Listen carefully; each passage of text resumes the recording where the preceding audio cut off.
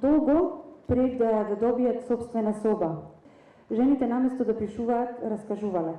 Исклучени од главните текови на историјата, науката и книжевноста, кои што во главном го представувале светот како еден збир на порази и победи, како еден збир на освоени и изгубени територии или пак мртви и заробени тела, жените, чии што раце секогаш биле полни со работа, и додека ја мешале манџата, или пак го ранеле детето, или плетеле, или ја копале нивата, постојано раскажувале.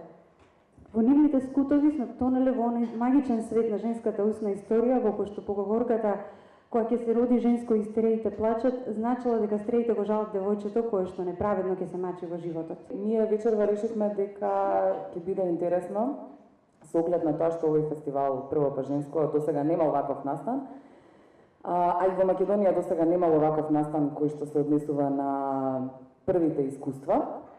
И ние да зборуваме за нешто кое што е на тема првиот пат кога. Првиот пат кога е еден прилично сугестивен наслов.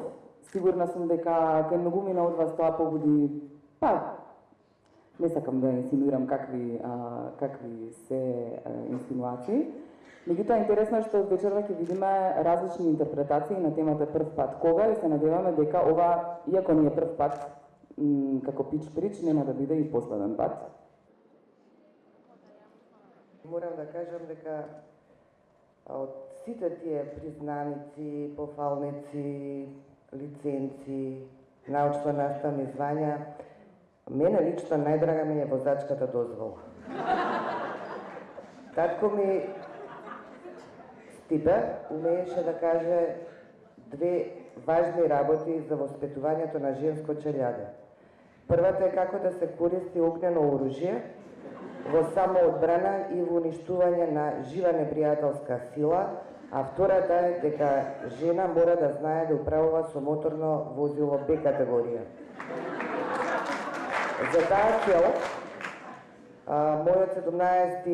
моето 17-то лето го поминавме на полигон, на два полигона, едниот за пукање, едниот за возење.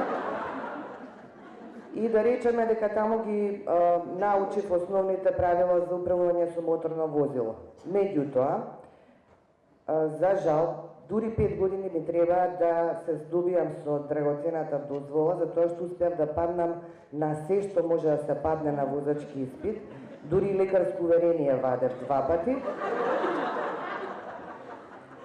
И може би баш за тоа ми е така мила, драгоцена, како што ми се драгоцени и сите километри поминати со нејзи, сите случки кои ги имам со таа возачка дозвола, и сега ќе ви раскажам една од тие случки.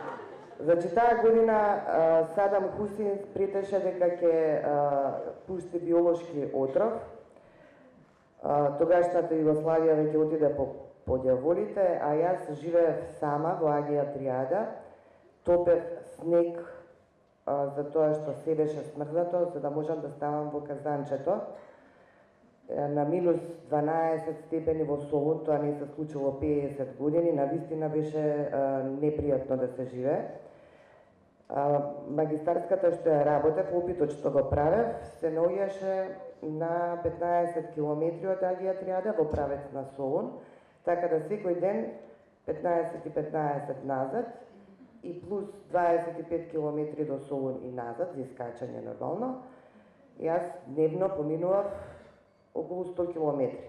И многу беше за очекување дека еден од тие денови ќе се дупне гума. На моето верно и мило фиќо му се дупна гума. И не е дека тоа прв пат се случува, се случувало и порано, меѓутоа стално имал сопатник некој или некој пријател, другар да излезе во пресрет. Сега бев сама во едно магливо, дождливо, студено, одвратно утро. Прст пред око не се гледа, застанувам на првата широчинка и правам ментална вежба. Како беше? Значи, барам 2 камена за да ги ставам на предните тркала. Ми треба 13 клуч, ми треба дигалка, нормално резервна гума ми треба, и цело време си викам: Гордано, ти можеш ова да го направиш. Ти знаеш се, можеш се, станувај. и соочи се со предизвикот. И таман отварам хауба, бидејќи во фиќото во хауба се наоѓа резервната гума и отприлика тоа е се што се наоѓа таму, и слушам пријатен машки глас на грчки како ме прашува дали може да ми помогне. Толку знаев грчки до тогаш.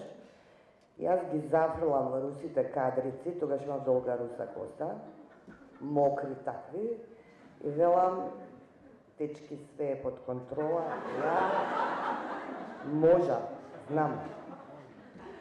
И не беше се под контрола, штрафовите на тркалото, региосаниот сол, дигалката подкршена, подискривена. Рипам јас, скокам на гумата да ги отвртам штрафовите.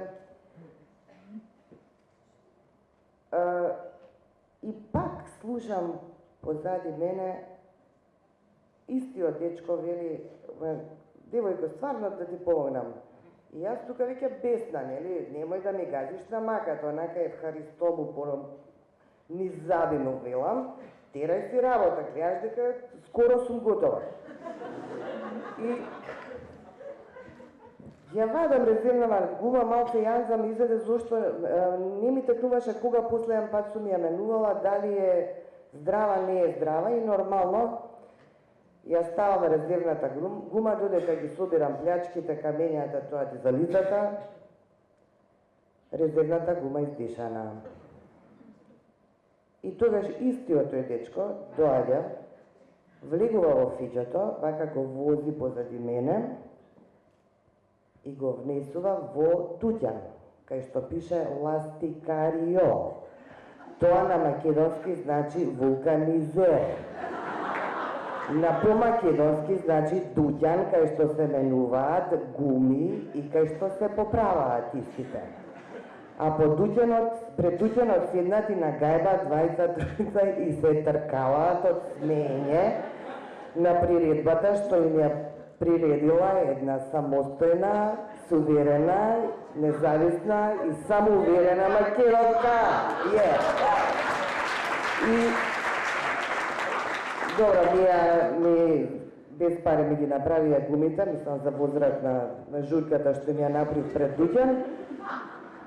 И наравучението од оваа приказка, зашто ја кажуваме, дека не мора баш секогаш се сами да правиме, не може човек се сам да направи, дури ако е жена. Нели?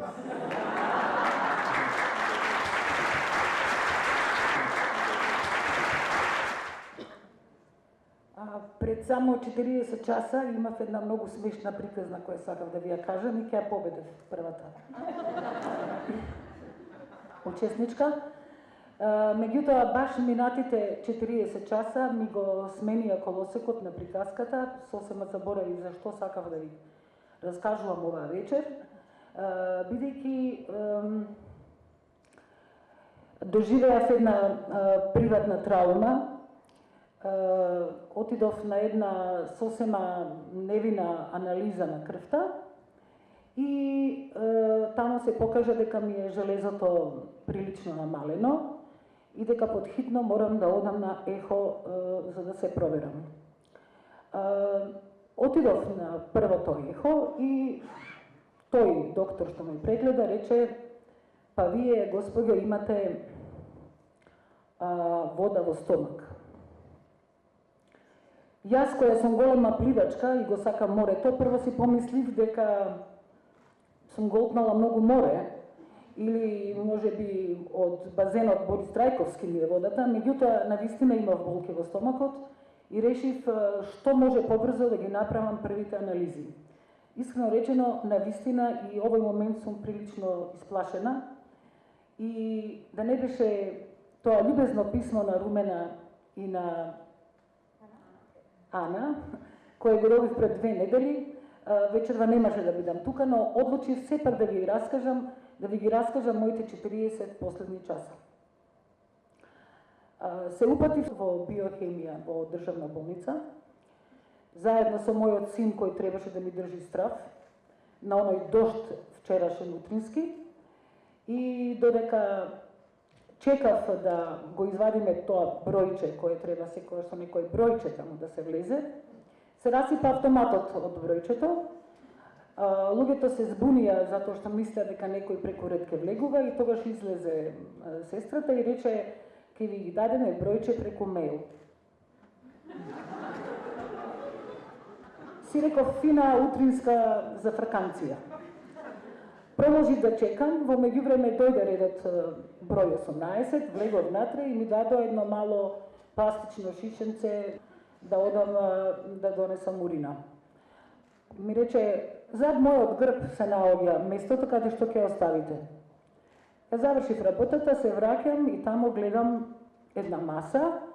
На масата стои едно шише на кое пишува Пела Роса, полно догоре со урина, а до неја друштво и прави една тегла, исто полна со урина, на која пишува Баш Ајвар, македонски производ. Мојата траума и мојот страх наеднаш стана некако малку така, како да речам, смешни. Оти го замислив тој човек, дали во леген го прави тоа, дали е жена или маж, или директно во шише го пика, или, ајде си рекав за теглата, веројатно е полесно.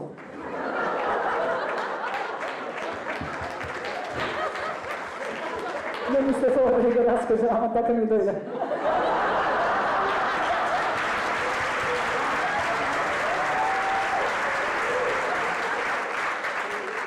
Потоа, откако ме боцна и јас му реков, фала ви, вие сте многу згоден крвопиец, продолжив со син во гастро, таму немаше воопшто ред и реков, Боже, па тука стварно се промениле нештата. Се сеќавам кога мајка ми беше многу болна, дека таму не можеше да се влезе. Сега си реков, види на вистина овдека нема гужва. Па ова и дека е некоја нормална болница. Меѓутоа потоа сватив дека во 9:30 почнува. Јас бев број 4, почна да се точкаат луѓето, тоа беа оние кои имаат закажан термин, потоа се точкаа луѓето како мене кои имаат приоритетен термин, потоа почна да доаѓаат луѓе кои имаа резултати, меѓутоа некој требаше да ги прочита, а потоа почна да доаѓаат и некакви амбулантни коли од цела Македонија, имаше 2-3 надвори и една веќе ја влечеше една количка и еден човек од Кавадорци лежеше и држеше својот катетер и стоеше така меѓу нас како сликата на Рембрандт, само што немаше околу него никакви оператори, никакво специјално светло, беше са бајле и така човекот стоеше меѓу нас, односно лежеше 3 часа. Ние чекавме, сестрата поменуваше, беше љубезна, имаше фини нови кломпи, заминуваше, љубезно ќе се појавеше некој од нас, ќе каже, сестро, јас имам приоритетен број, друг ќе речеше, имам закажан термин, она ќе рече, чекајте. Па потоа, после една минута ќе каже, ве молиме, почекајте. Ве молиме, чекајте. И така ние чекавме. Во меѓувреме се менуваше сликата на тие темни лица што ги гледав. Морам да ви кажам дека одамна не сум го видела својот народ. Ако е ова народ што сте вие, ние сме сите пријатели, се познаваме од Менада, се познаваме од кино, од театри, од изложби, се познаваме од некакви коктели, се знаеме од телевизија, се знаеме од некакви разни места, меѓутоа ние не го познаваме нашиот народ кој води во државна болница. Тоа е еден посебен народ. Навистина посебен народ. Видов луѓе, една жена до мене ми рече комшивка. Па си реков, па може ми е комшивка. Од некаков живот. Во некој живот, сигурно ми е комшивка. Еден друг од Куманово го молеше докторот да му го прочита резултатот. Тој исто му рече, чекајте. И така, чекавме, во еден момент мислам дека ми се слоши, ми стана некако лошо. Не толку од што ме болеше мојот стомак, туку затоа што ме болеше се околу мене. И го замолив син ми некаде да излеземе. Рече, мамо, ќе те водам во јавна соба. Тоа е само 10 минути од тука. Врнеше дожд. Стасав таму прв пат. До сега не сум била, до вчера не сум била таму. Таму беше еден друг свет. 4 девојки јадеа мешана зеленчукова салата, друга јадеше, пиеше, се служеше со еден поташ од тиква, И мојот син јадеше поташ од тиква. И Мирче јадеше нешто интересно. Па потоа го видов суат ми сини како трча за да стасе на некаков си тамо состанок, па потоа го видов Сашо Ордановски. И уствари сите луѓе што ги видов ги познавав. И си реков, дали вие луѓе сте виделе 10 минути од тука како живее нашиот народ? Овој народ од пред гастро. Тогаш одлучи дека нема да се вратам во таа иста просторија. Премногу се осеќав понижена и истоштена, бидејќи немаше никаква шанса да дојдем на ред, иако бев број 4. Тогаш почнав да вртам телефони и реков ќе одам во приватна болница. Не сум баш нешто при пари, јас сум сега од скоро во пензија, и тоа реков колку и да е, ќе одам. И така се најдов во една приватна болница, намерно името не го кажувам затоа што некам да ја правам реклама. Тамо беше нормално еден друг свет, кој ми е познат инаку, бидејќи тамо се завршија сите пари на моите родители кога се лечеше мајка ми почина. Едва и влегов на таа врата и кога го побарав главниот доктор кој може да ми помогне во правењето на тие нови анализи, човекот ме праша, тој доктор ме праша, прекрасен човек ме праша како беше таму. Викам на гастро, вика да. Викам таму беше, викам ужасно. Вели, знаете што, сите ние потекнавме, дојдовме од државна болница.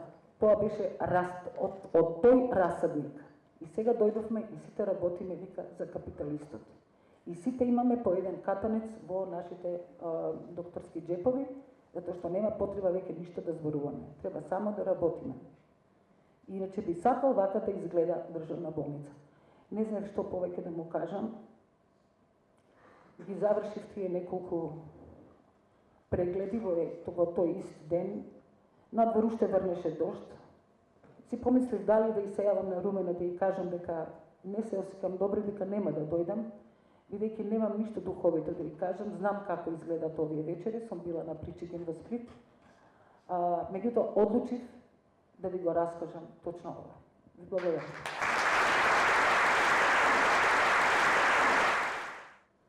Година 1999 година во Белград, точно овие денови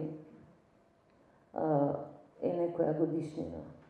Не можем сега да сметам, но околу 15 години од НАТО бомбардирањето во Белград. Јас се наоѓав таму со мојот тогаш 6-годишен син и не доаѓа во предвид молбите на мајка ми тогаш да се вратам во Скопје, да бидам на сигурно. Сметав дека е едноставно недопустиво да ги напуштам луѓето со кои што претходните години делев живот. Тие години градевме театар на една локација која што тие што одат во Белград ја знаат, Ада Циганлија. Тука има еден огромен простор, едно 300 или 500 метри во радиус, напуштена стара фабрика на Балканот, прва заправо фабрика на Балканот, стара шеќерана, се викала Димитрije Туцовиќ, и тука е сега простор кој што е од национална важност, како тоа се нарекува, нели, под заштита е, и во едно мало парче во цел тој индустријски комплекс почнавме да градиме театар. Кога се објави првата сирена, тие денови некаде во март, нели,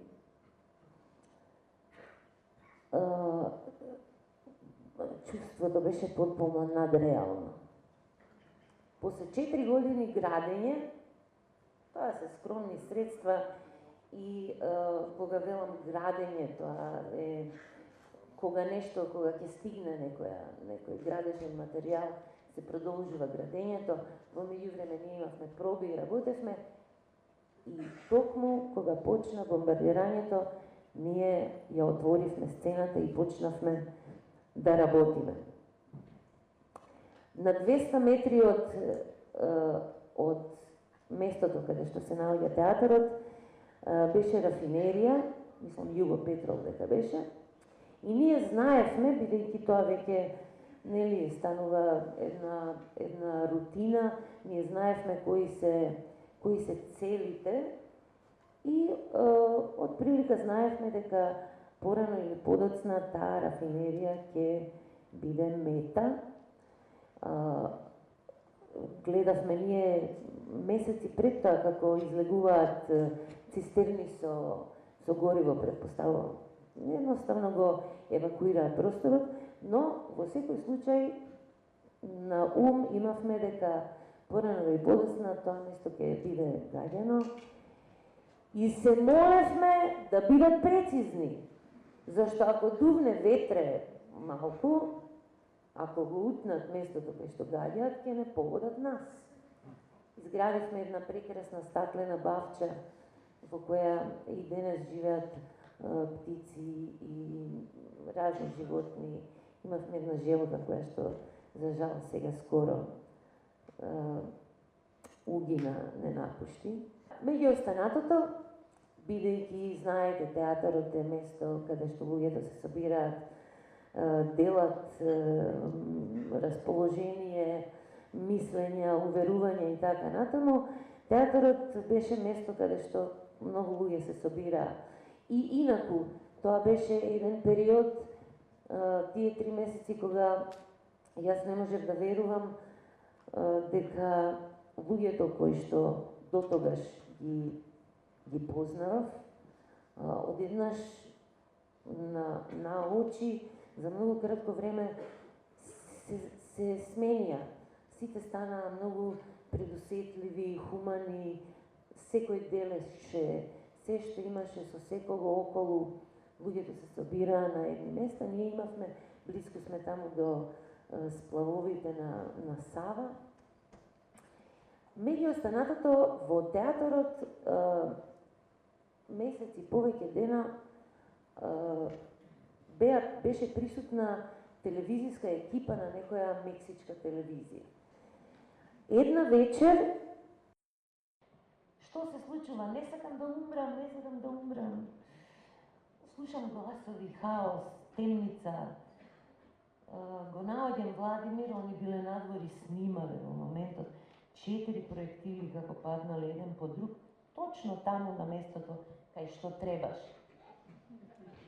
Другиот ден, ние ги наоѓавме тие гелери, парчиња на бетон, ги наоѓавме по 2,5-3 километри на брегот доле. Меѓутоа, 200 метри театарот, ни еден камен не падна на стаклената бавча. Ни едно камче, инаку ќе се скршеше се.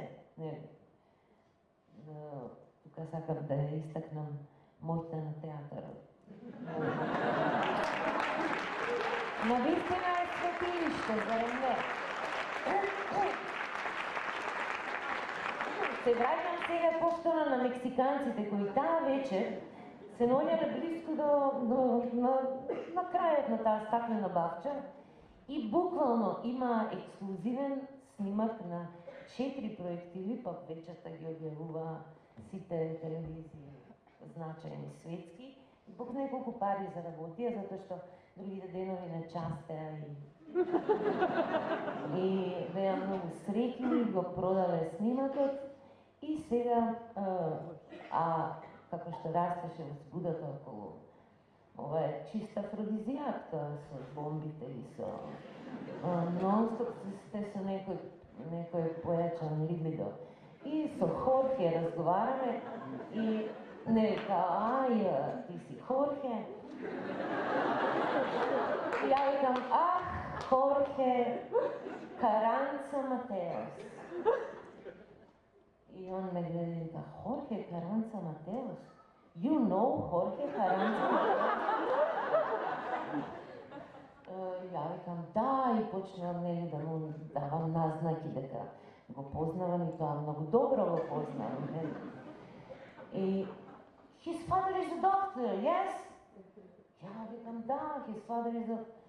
И почнува он да ми кажува детали за дечково, кои што и јас ги знаев, и немаше варијанта да он сега одеднаш така си лупа и погаѓа.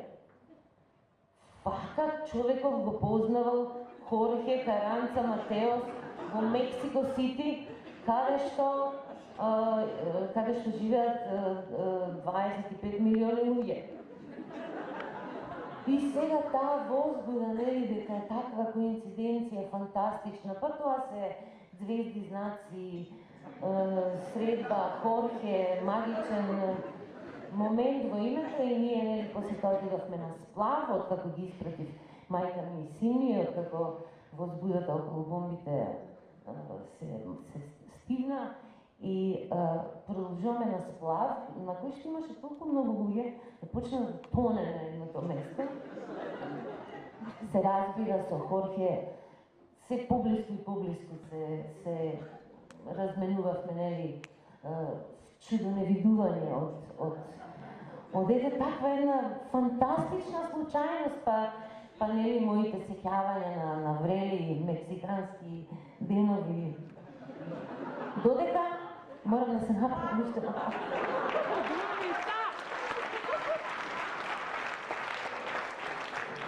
Додека во еден момент не се изгубивме сами, има таму еден надвожњак кој што води на Тибаново брдо, беше нешто кали во иното тие денови, беше тмурно и некако небо не можевме да видиме, некако беше спуштено. Убедена сум од некакви хемикали во воздухот. Нема везе и ние се тркаламе под таа влажна трева на тој надвожњак и нели целите возбудени и запалени. Тргаме еден од друг што имаме облека. Сеќавам дека ми истргна една многу убава огрлица од жад, никогаш нема да ја прежалам. И се фрламе во калта и он ме кине, и он над мене, јас над него, и во еден момент пјас ме уди на он по задникот. Во нели целата таа декаденција. И јас се свестувам малку, пјас уште еднаш, осеќам како ми гори.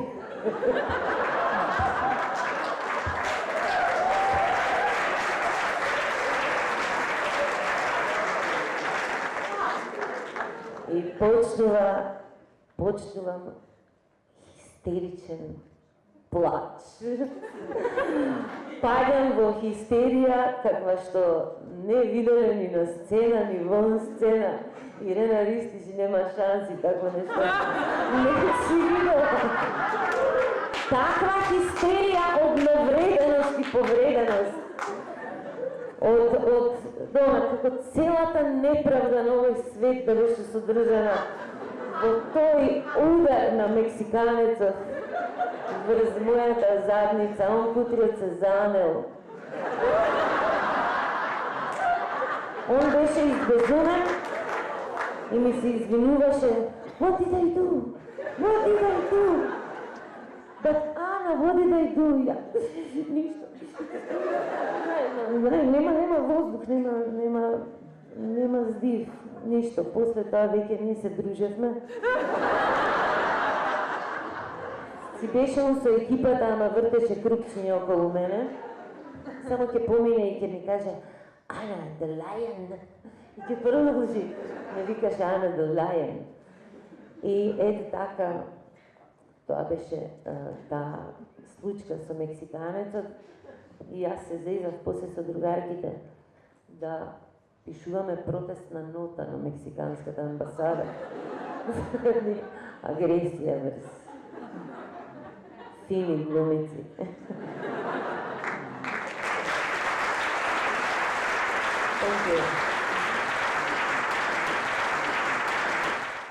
Пред неколку години со другарка ми отидовме во Шпанија, не покани една наша заедничка пријателка, да бидеме гостинки на свадбата. Свадбата се случуваше во едно буквално шпанско село, што се вика El Escorial, и во шпанско село реално немате што многу да правите, можете да се убиете од јадење и од пиење и тоа е веројатно најдоброто нешто што можете да си го приуштите.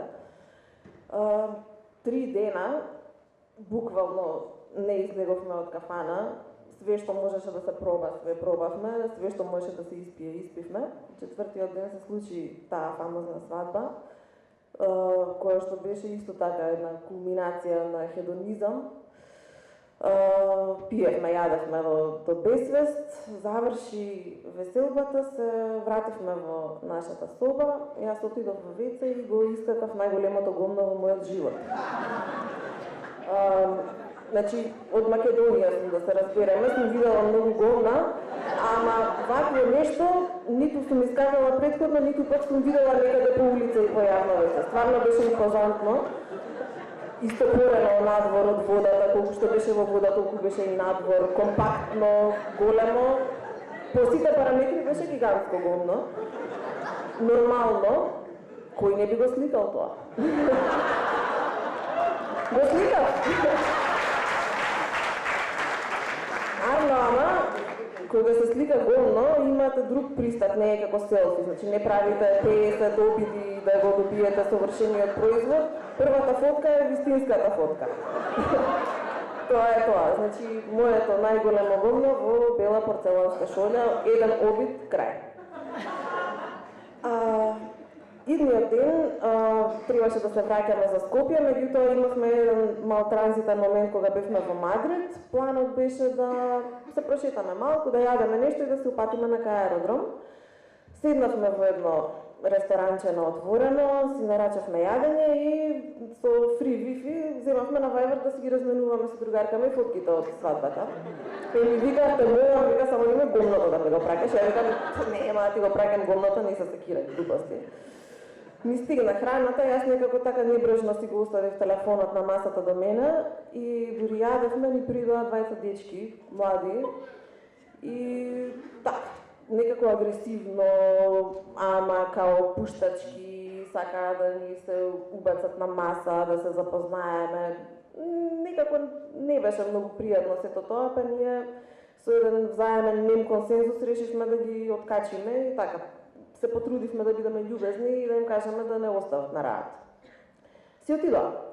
Ама после неколку минути јас сватив дека со нив си отишол и мојот мобилен телефон. Некако, одшетал. Втрчав натре во ресторанчето да викнам полиција, да ме викнат полиција, викнаа полиција, чекавме некој пола сат, дојде кола, сега никој не знае англиски, само шпански. Океј, викнаа друга кола со колеги што знаат англиски, дојдеа тие исто после пола сат и ништо им раскажуваме, 20 дечки, украдоа телефон. Океј, викаат, морате да дојдете до полициска станица да пријавите кражба. Ние викаме, немаме време, готово, отиде времето во чекање полиција, треба да тргаме на кај аеродром. Може тука да пријавиме? Не може, морате во станица. Кам добро, има поента да идеме или нема поента? Па вика, најчесто не ги наоѓаме телефоните, така да и нема премногу поента. Кам добро, ева ви контакт телефон од другарка ми, адреса, едно друго, опишав шо како било се. Чао, пријатно, среќен пат, тоа беше тоа. Цел пат до Скопје јас се туфкав, а ишо ми е телефонот таму, за гомното не ми текна искрено во тој момент. Повеќе ми беше дека имам отворени имейл, таму апликации и сето тоа и дека многу од тие податоци можат да се злоупотребат. Не, само што слетавме во Скопје, нели, да го благослови Господ интернетот, кога ќе стигнеш негде одма на своја територија можеш нешто да направиш. И другарка ми вика, ајде видам дали си онлайн, отвара, гледа, светкам зелено на Viber. Одма пишуваме hello. И од таму одма стига порака, ола, полиција, естацион, вака, така. Капираме дека телефонот е во полициска станица, ама не знаеме шпански да се објасниме. Викаме, ајде, нема проблем. Имаме другарка шпањолка што живее во Скопје, со неја утре ќе се најдеме, ќе се договориме како да ја решиме ситуацијава. Во меѓувреме касно вечерта стигам јас дома во Скопје, отварам компјутер, одма да ги сменам сите пасворди на се што имам отворено. И меѓу другото отварам Facebook и гледам дека на мојот Facebook стои моето гомно. И одозгора пишува "Yo soy mierda". Доволно сум гледала, онака сум фатила некоја шпанска серија да сватам од прилика "Yo soy" што значи, а мierda ми е јасна по автоматизам. Така што сватив дека овие фини дечки што сакаа да ни се убацат, освен што фино лепо си го украле телефонот, биле и така фино расположени да се осветат за целата ситуација во која што ние ги откачивме и ми го шлапнале гомното на Facebook. Гледам нема многу, имаше 2 лајка, 1 коментар, до целата паника, оти стварно е паника да си го видите гомното на Facebook, значи се разбираме. Само го избришав и ништо друго не се сеќавам. Се надевам само дека не го виделе многу повеќе луѓе од тоа. Али обично како излегува, не е битно колку луѓе, туку кои луѓе виделе нешто. Во секој случај преден да се договорив со другарка ми шпањолка која што живее во Скопје, се најдовме и звониме во полициската станица во Мадрид. Она и кажав се, им раскажа каде ми го украле телефонот, кој и како се сите податоци. И полицајката од таму ми вика, да, телефонот е тука, краците се фатени, нема проблем. Арно ме вика, има временско несоспагање во тоа кога е украден телефонот. Какво временско несоспагање? Па така, не е украден тој ден, туку вечерта претходно. Како? Според нашите сознанија, видовме фотките, ги разгледавме, краците од која го земале, сликале некој гомно, после тоа правеле селфија, после тоа се сликале со некои скапи коли и се не ги фатиле полицајци.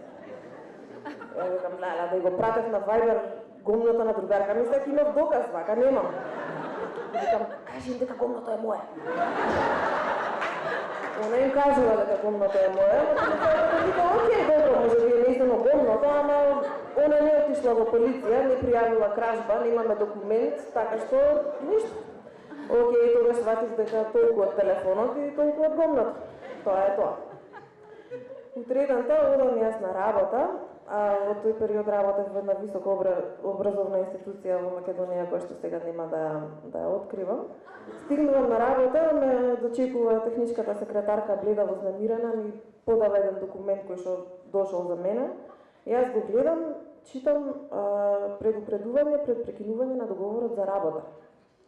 Читам во текстот, гледам, сум го нарушила угледот на институцијата со постирање на недолични содржини на социјалните мрежи. Предпоставив што е, но сепак седнав и напишав приговор, во кој што барем точно да ми се објасни што и како е проблематично во тоа што сум постирала. Иако ми беше јасно, имам колеги од работа, нели, кои што ми се пријатели на Facebook, сигурно го виделе гомното и одмирале некоја служба. Не се, наредниот ден добивам известување дека е свикана етичка комисија да го разгледа мојот случај. И ми беше кажано да се појавам во таа и таа канцеларија во толку и толку часот. Одам јас, трочлената етичка комисија седната веќе таму, двајца колеги и една колешка, срека ги знаев сите, мислев дека е тоа, нели, убав момент плюс, што ги познавам. Меѓутоа ги гледам така некако чудно официјално стегнати, седат, не прават никаков нели контакт специјален со мене, едно празно столче седи како за осуденик, седнувам јас на тоа столче. И само едниот колега вака ми пушта еден лист пред мене и ми вика, ајде колешке, објаснете ми сега што е ова. Јас го гледам листот, на листот скриншот во колор од моето гомно од Facebook. Викам, знаете колеги, јас бев на пат, ми го украдува телефонот, и многу безобразни дечки беа тоа, не само што украле телефонот, туку сликале некој гомно, се светат за една таква непријатна ситуација во која што ги откачите. Колегиве молчат, чекаат. Од ташна го вадам телефонот, викам, еве гледајте сега со кој телефон се служам, а тоа беше стварно една канта мајка ми што ми ја поземи, што нема ни камера. Викам, јас со овој телефон еве не можела да направам фотографија, значи мојот телефон вистински е украден, е во Шпанија. Штама. Викам, јас во животот не би ми текнало да сликам гомно. Никогаш. А уште помалку да го објавам на Facebook. Штама. Викам, јас да знаев дека е тоа таму, јас го избришав порано, меѓутоа немав прилика да се вклучам, да се ставам на интернет, да проверам што дојдов во Скопје. Викам, веднаш го избришав. Штама? Впрочем, викам, јас сум девојче, ситна сум. Јас веде не можела да искакам нешто вако. Никако. И во тој момент ми се сретнаа погледите со колешката и таа некако потврдно кривна со глава, како да се разбираме. А колегиве уште седат такви скаменати. Само им го подадов листот, викам, верно, погледнете колкаво е ова, викам. Ја има и шолјата, се гледа, јас на вистина не би можела вакво нешто да создадам. И колегите го земаа листот, гледаат така, со еден научнички и аналитички поглед. Мълчеа едно време, гледаа. И по едно време едниот колега вика, па да, ова е навистина голем примерот, да, не верувам дека женско би можело да. Другиот колега исто климна и некако тука во тој момент се слегна малку атмосферата, се опушти. Председателот на комисијата рече дека ми веруваат, дека е тоа само еден несреќен случај по мене, дека навистина колку и да е невообичаена целата ситуација, дека ќе застанат на моја страна, ќе напишат позитивен извештај за случката. Јас требаше само да им го доставам сето тоа што го кажав на состанокот на писмено. Тоа и го сторив. За среќа се заврши добро. Јас морав авторски да се откажам од моето гомно, тоа е точно. Но си ја зачував работата во тој момент. Меѓутоа, добив една многу интересна животна лекција. Тоа беше првиот пат кога научив дека и жените какаат, ама помали гомна.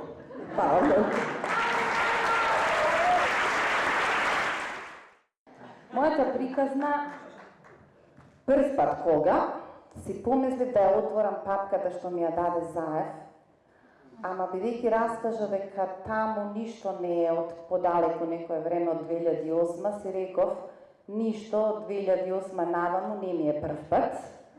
Според тоа немам што да чепкам и да ја отворам, ќе морам да се сеќавам на нешто малку порано. Така да ниедна приказна не е поврзана со нешто од последниот период, зашто ништо не ни е прв пат.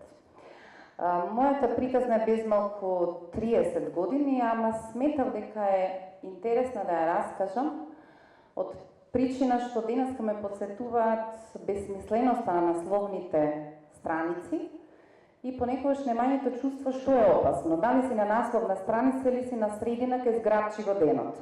Во зависност од тоа на во кој центар за комуникации се решава што ќе биде денеска приказна, таква ќе ви биде судбината без оглед дали сте биле во денот кај таму некаде на средните страници кај зграбчи го денот. Приказната од пред 30 години, кога ми рече Румена дека тука ќе биде и Ана, тоа некако малку подиректно ме подсети всушност дека таа приказна што сакам да ја раскажам. 88 мислам, Сараево, Ана Костовска со театарот гостуваат во Сараево и играат Блади Мери. Представата сум ја гледала претходно во Суботица, но се наоѓам во Сараево и решавам дојдам да ја одгледам. Во представата има една сцена во која Ана почнува да ја пее химната. Од прилика веќе сум ја гледала на друго место, трикот е, публиката е дојдена во театар, Боже, пее таму Ана химно, ке и деле представата. Меѓутоа во Сараево како тргнува да пее Ана југословенската химна, така публиката станува. Во тој момент Радош Пеџи им вели, луѓи, ово е позориште, поседајте и гледајте, не мора се устајат ни ова химна за озбиljно. Тоа се всушност тие Сараевчани кои сметавме дека се раја и е невозможно да им упаднат разноразни, кои ќе завршат во таква братоубиствена војна, во каква што заглавија. Луѓе кои се стануваа на химната во театар, на крајот завршија во една безпримерна војна. Завршува представата, одат некаде тие, ние се собираме во некаква кафетерија. Моје друштво таму е една пријателка, на представата дојде незината сестра. Таа оди со полно обезбедување, бидејќи година-две пред тоа Вилдана Хилич го осуди Фикрет Аптич, можеби најголемиот тогаш југословенски бизнисмен од Велика Кладуша, И поради таа пресуда Вилдана Хилич одеше со придружба секаде. Доаѓаме ние во некаква кафетерија и слушаме со незината сестра, Арминка Хилич, приказна дека всушност кај Сидора Бјелица татко и подарил огромен стан во некакви Карингтонки, таа прави забава за цело Сараево, таму ќе бити сва раја, и некој од пријателите вели, па ќе сакате ли да дојдете на забавата? Велиме, зошто да не одиме на забавата? И се појавуваме таму некаде подоцна, уште малку се разговара, они се возбудени од представата и одиме на крајот во тие фамозни Карингтонки, тоа е исклучителен голем стан. Влегувате внатре, тоа е све како они викаат, сви су друштвено важни. Они ги живеа убавите години, се беше обновено од хотели, имаше многу луѓе после Олимпијадата и таму е собрано свеживо, свако е нешто познат, некој е фудбалер, некој е пеач естрада, има многу гости од надвор и додека да се совземеш каде си, јас гледам нешто од зидовите се со некакви огромни апликации, на едната успевам да видам дека е турското знаме, на другиот зид е американското знаме и на третиот е кукаст крст. Смрди ужасно по станот, не знаеш дали е трева, дали се пури, дали е што, горе-долу некој ги знам, мене не ми е нешто особено занимливо, меѓутоа сите мажи кои што се таму на забавата, главно чудесно гледаат само во една жена, она е од најдалеку, што би се рекло, и се вика Ања Рупел, тогаш е главната звезда од љубљански видео секс, а детективи траже една исклучителна жена со харизма, згодна, и се е фокусирано кај Ања Рупел. Веројатно има малку женска завист, некако чувствуваш дека никој не прави тука муабет, него сите би да се најдат во делот каде што е главната, сваќам, тогаш главната гостинка на забавата. Поради премногу за мој вкус дим од секаков карактер, јас се заминувам од забавата. Сараево е по третманот на авиопревозниците поголема дупка и од Скопје и таму во 4 саат бајле можеш да бидеш на аеродром за да полеташ во 5 саат за Белград, Загреб, се едно каде. Стигнувам во Белград, имаме некаква конференција, се си е нешто нормално, не важна некаква тема, вечерта Белград, Скопје летам и преку еден ден станувам, идам во трафика и пишува насловна страна Наци Журу Сарајево. Сум била инаку председател на Младина на Југославија и негов прв заменик, Бранко Азевски е председател на Младина на Југославија, негов заменик е Мило Џукановиќ, тоа време потполно неважна, незанимљива фигура, незанимљива. Бранко Азевски многу често ме предупредуваше дека моите патувања у Суботица со тие ненормални глумци, не знам што, ти пази ќе настрадаш. И јас сваќам дека ова е сериозно, насловна страна на Политика, Наци Журу Сарајево, идам на работа, ми звонам на Азевски, му викам, видели ова насловна во Политика? Да, викам, видов. И, што сакаш да ми кажеш? Да ниси била. Ма викам, бевме однесоа никој, значи си била, викам да. Ти викам, ја ќе заглавиш со тие ненормални се, викам скрати, зашто знам дека ова сериозно да се најдеш на насловна страна у Политика. Значи не по име, ама што ме настана од насловна страна, се ќе биде третирано, што да правам, викам? Ништо, вика, чекај, или ќе те викнат у Скопје, у полициска станица, или овде кога ќе бидеш у Белград, мислам. И добро, јас идам дома, никого не кажувам. Идам и звони по кладне секретарката веќе и вика, Оливиро, се јави некој инспектор од полициска станица, утре те чекаат у 9 саат се бајне во полиција. Добро, викам, сигурно нешто да ме консултираат, нормално. Се е важно. Доаѓам ја утре дента во полициска станица, кој е инспекторот, многу профи, седнуваме и он има лист пред себе. И вика, вие сте биле ли тој датум? Да, сум била. Викам, имаше ли кукаст крст? Имаше, му викам, ама имаше и турско знаме, имаше и америчко. Еден ми вика, одговарај тоа што те прашувам. Имаш. Марихуана се пушеше ли? Не знам, викам, толку одвратно се смрдеше, не сум пробала марихуана, али смрдеше на свашта, не знам и затоа си знам. Одговарај што те прашувам. И века како клучно прашање се наведува на кај мене, века, тие од Лајбах беа ли?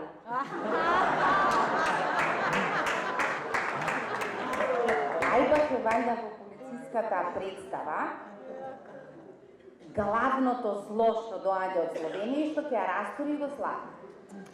Во тој момент, за волја на вистината, јас не ги видов Лајбах. Во тој момент, мојата женска завист ме тера да кажам тоа што ми било болка, зашто ја напуштив се бара. Му викам, ти од Лајбах не беа, ама беше Ања Рупел.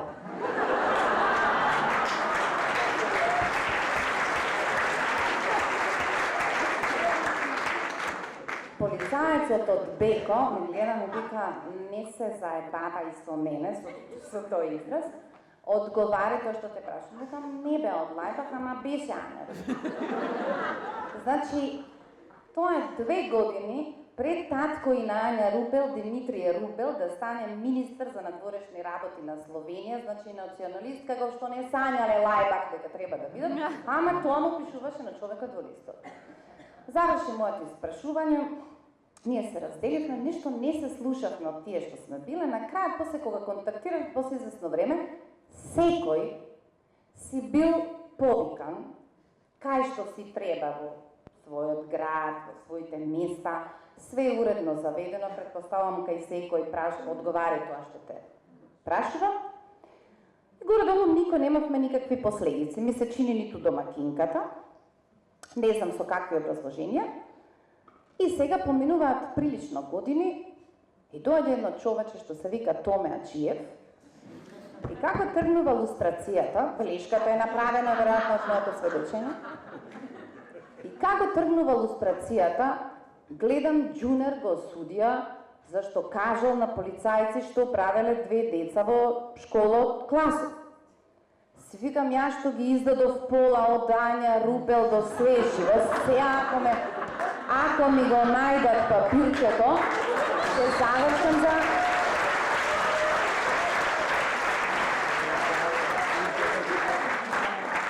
Ама изгледа и Томе Аџиев не знае за Лајбах и за Ања Рупел. И во ситуацијата тоа ме спаси. За таква приказна на насловна страна, ова повеќе да кажам поради помладата публика и телевизиска и предпоставувам овде, тој впечаток што и ние го сееме како медиуми прилично некритично, нека тоа било страшно до 90-та година, сега некако се снаоѓаме, овие малку на крајот не знаме ке се оправиме, а ми се чини дека тоа чувство на некаков ред. Јас, кога ја видов насловната страна, знаев дека ќе завршам во полиција. Денеска, тоа би изгледало од прилика вака, куриер ќе напише текст од Сабајле, ќе испоналупа свашта, сител ќе го превземе вечерта и ќе цитира од куриер и ќе додаде дека на сослушувањето кај одредени особи се пронајдени фотографии со Зоран Заев, кај некои со Хитлер лично, што потврдува дека нивната нацистичка предавничка улога ќе се испонареди свашта. Значи, ми се чини дека никој од нас што бил повикан тогаш не лажал, ниту што имало на зидовите, ниту што се пушело, веројатно немало други како мене што сакале да се осветат на Ања Рупел, ама другите важни детали веројатно биле исто соопштени. Денеска причината зошто да се најдете на насловна страна и каква е последицата по вас од тоа е да чекате вечерната доза и да се крстите дали Аллата со расположение или не и како ќе поминете со интерпретациите околу тоа што всушност навистина се случило, какви се фактите. Ми се чини дека дури за една таква провокација, мислам дека веќе од утредента тоа не беше на насловна страна, може Сараевско ослобоđenje се бавеше од уште известен период и то. Полицијата заклучува, нешто прави таму извештај,